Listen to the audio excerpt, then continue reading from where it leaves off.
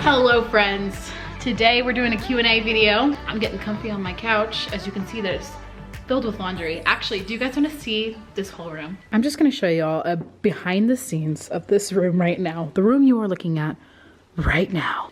Drinking my iced coffee in my beer glass because we don't believe in normal water drinking glasses at our house. We don't really have any. I'm dead serious. I need to go to IKEA and buy some because they're super cheap there. But David collects all of these glasses every time we go to like a craft brewery. So, and we live in Colorado, so there's like a million craft breweries. So we literally have so many of these. That was very off topic. Hi, hello, welcome to this sit down video with me. I'm glad that you guys are here. This is like a sit down chatty video. One of those videos that makes you just feel like you're hanging out here with me on my couch. That's what we're doing right now. All of us are hanging out on my couch. My couch isn't that big, but if Jesus can turn water into wine, he can do something with this couch. I just believe it. What is wrong with me today? I don't know. I asked you guys on Instagram and Facebook to ask me some questions because I do have some things I want to talk to you guys about as like a life update. I do have some things I want to talk to you guys about as a life update, but I also wanted to know what you guys want to know. Let me just start off by saying nobody asked me if I want more kids. What is going on here, people? What? That's always the number one question I get. So maybe people have finally moved on with me. They're like, she's not gonna have any more. So we're moving on to somebody else now. Maybe that's what happened. I don't know. But it's actually fascinating and interesting to me because, should I say something? I don't know. I wanna wait for David before we talk about this, but we do want another one. And I'll just leave it at that. That's all I'm gonna say. No, I'm not pregnant yet. No, I'm just kidding. No, I'm not pregnant. We're gonna wait till David's here so that he can talk to you guys as well. Right now, he's on the set of a Village Inn commercial because he's cool. When we lived in Florida, we used to do commercials together all the time. But once we moved here, the opportunities were very few. So I get excited for him when he gets to go on set of commercials because it's fun. It's a fun experience. Anyway, Allie Norville asks, how did you choose Eden and Jude's names? Eden and Jude are both biblical names, but they're not overused. And that was basically why we chose them. Eden means, you know, like it's the Garden of Eden. That's the reference. So it means paradise. And we wanted a nature name as well. So it just worked out. And then with Jude, I was already obsessed with 4-letter names because I named my daughter Eden. So it's like, we need a 4-letter name. And we're very musical. And Jude means praise. So it worked out. And then obviously there's a song, Hey Jude, that we got to cover. So that was really fun to be able to have like a child's name that's very musical. Jessica Ruiz asks, what are your plans for the new year? What a great question, Jessica. I'm not going to spill too much information, but I am going to be starting a new series on this channel starting in April of next year. It's going to be a really awesome series. I'm dreaming big on this one. I'm dreaming big. I'm gonna have to have a production crew and I haven't worked all that out yet. I also have some other big projects I'm gonna be working on next year as well that I can't talk about yet. So, sorry, everything's a secret right now. It's hard to know like where I'm going to be in 12 months because my dream list is about this long. And I don't know guys, I have plans, I'm excited. I'm excited for 2019. Anybody else excited for 2019? Ellie Mirror, who is my husband's, what is she? My husband's second cousin? My husband's third cousin? I don't know. Anyway, she's adorable. Hi, Ellie. She asks, how did you get so popular on YouTube? Do you have any tips? First off, I don't think I'm popular, but once again, you're sweet. It's really just about consistency, guys. It's about showing up every day. Obviously, not every single day. I'm not showing up here present with you, but there's so much behind the scenes stuff that goes on a daily basis. So even if I'm not sitting here making videos and talking to you guys, there's other things that I'm doing on a daily basis. So it's really just about consistency and showing up and not letting what anybody says or does deter you from reaching your goals on YouTube. That's my biggest advice. Oh, that's another thing that I'm actually starting. I want to be doing a YouTube series. It's going to be a mini series, maybe like 3 or 4 episodes where I basically show you guys what I use to film videos, how I edit videos, how I edit my pictures on Instagram, things like that. More of like the technical questions that I get asked on a daily basis from you guys. Just kind of like some FAQs. I can answer some questions and then pinpoint people into the direction of those videos when they ask me in the future. So that way everything's like all together right there. And then you're able to kind of get some information. I think that would be super helpful if you're like a beginner on YouTube, or even if you've been doing this for a few years, but you just need more of like a motivational kick. My hope is that this series will be good. So that's another thing on my plate that I have going for me.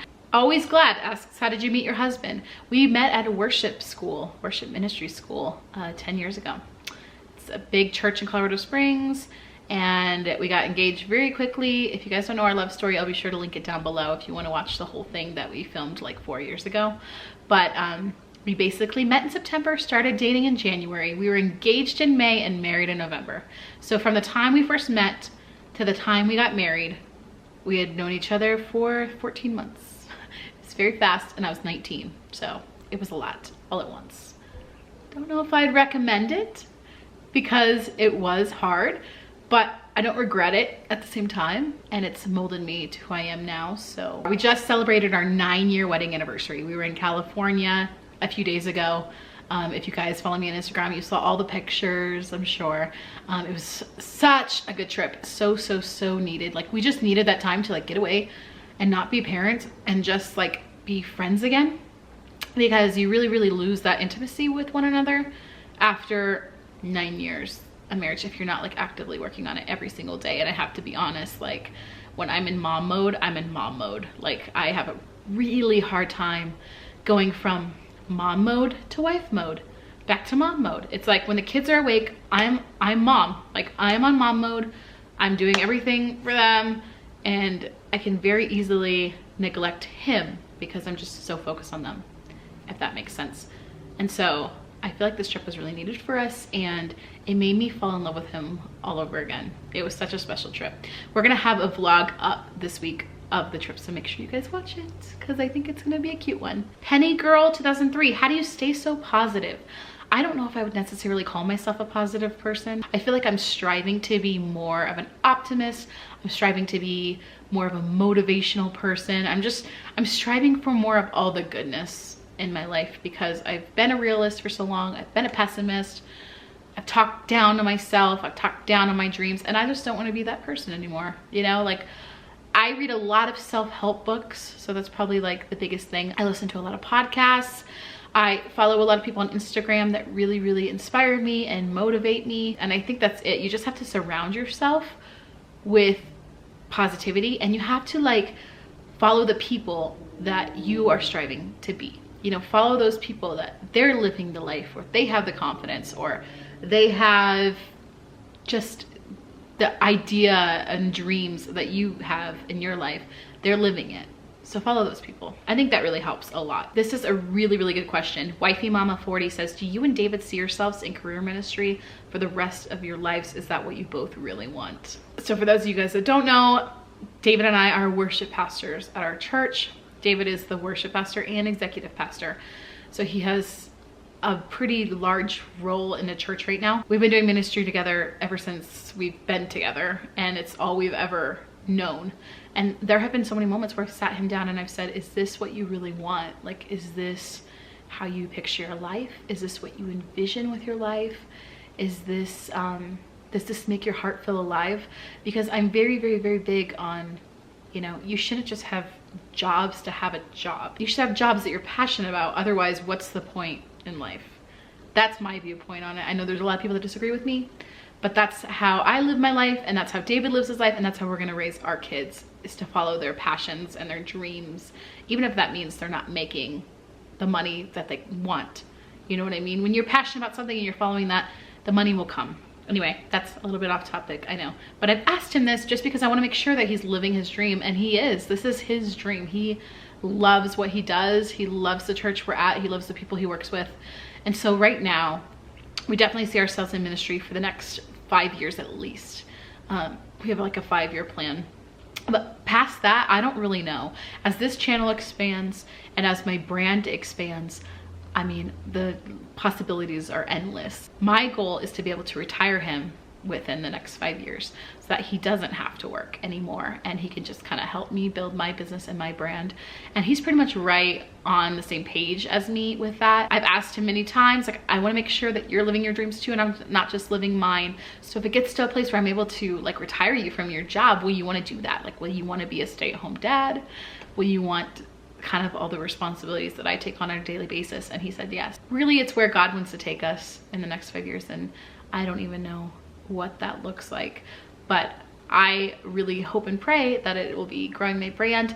And then also I think worship will always be like a key part of our lives because it's just who we are. So even if we're not on staff at a church somewhere leading worship, we'll absolutely still be leading worship. I just can't picture us ever just being like, we're done singing, we're done leading people into the presence of God. Like, that to me seems sad to think about, to close that chapter. Nap time, Nijla. I don't know how to say your name. I really hope that's how you say it. That's how I always say it in my mind when I read your comments. What's the one thing you say constantly to your children that you know or hope will stick with them? Ooh, this is really good. So with David, the thing that he always says to them is, you're a world changer, because that's what his mom always told him. And I have to tell you, like, David is one of the most confident people I've ever met in my life. Like, when we first met each other, I had zero confidence and he was just like oozing it, right? And it was very intimidating to me because I was like, who are you? Obviously through the years I've been able to gain confidence in myself, and I love that about him is he just wants to instill that same confidence that he grew up with into our kids. So you're a world changer, you're a life changer. We say that to our kids. And like I was saying earlier, one of the biggest things that I've instilled in them, or I hope to instill in them, is that they can be anything that they want to be. They don't need to go to college. I know this is an unpopular opinion once again, but you don't have to. In 2018, you do not have to go to college to have your dream job, unless you want to be like a doctor or a lawyer or something that requires that sort of an education. I can already tell you right now, Eden is so entrepreneurial. She always is like thinking of ways to make money on the side and like things to do like that. She wants to create her own lemonade stand for Christmas. I'm like, shouldn't we do hot chocolate instead? She's like, no, we're doing lemonade. I'm like, okay. The girl has spoken. She wants lemonade. We want to teach our kids, like, you can do absolutely anything that you want to do. You just work hard, you study, and you learn it. And one of the biggest things that was instilled in me as a child is to treat others the way that I want to be treated. And so I've always grown up with a very compassionate heart because my parents are the most compassionate people in the world. And so they just taught me growing up, you know, to love people, no matter who they are, where they're from, what season they're in. And to this day, I still have that love and compassion for people. And that's definitely thanks to my parents. So I hope to pass that down to both Eden and Jude. Daniel Hale, how old were you when you realized you could sing? I've been singing since before I could talk. My grandma actually answered your question on Facebook. She swooped right in and answered it for me. She wanted to make sure everybody knew. She put, long before she could say any real words. And that is the truth. Like, I used to go around with a microphone and just blab things, but I would sing them instead of talking them. So yeah, it's always just been a huge part of me. Marie asks, what is your oldest memory? My first memory is like age 4 or 5, when I just had like a bunch of stuffed animals and I had to take them everywhere I went with me. So I'd like take them to the mall, take them to the movie theater, wherever I went, they had to come with me. Jocelyn asks, I want to date, but I'm shy and the guys I like never seem interested in me. What advice would you give me? Okay, so I am a total introvert. I don't know if I was an introvert when I met David, because I did make the first move. I went up to him and I basically said, after like us being friends for 4 months, I like you. So do with that what you want, but I just needed to get it off my chest. Because I'm one of those people, like if I'm feeling something deep, I gotta express it. And if I don't express it, I will cry. Like, I will be so sad. So I was like, I like you, do something with it. And he basically responded and said, I like you too, but I'm trying to hook you up with my friend, Daniel, his best friend. Obviously, I didn't get hooked up with his best friend. We ended up we tried to like play it cool for like a week. And the flirting and the connection was too strong. It was overwhelming. Like we couldn't stay away from each other. So that's kind of how that romance blossomed. But my advice for you would just be to not really like search for it. I think when people are like in a constant state of searching for it, they're missing out on so many other things in life. And I know this is gonna sound weird since I did get married so young, but I think like having that season of like being single, of discovering yourself, of learning what you're passionate about, of going after your dreams, of setting concrete like foundations of you and what you want in life, I think that's like really, really important.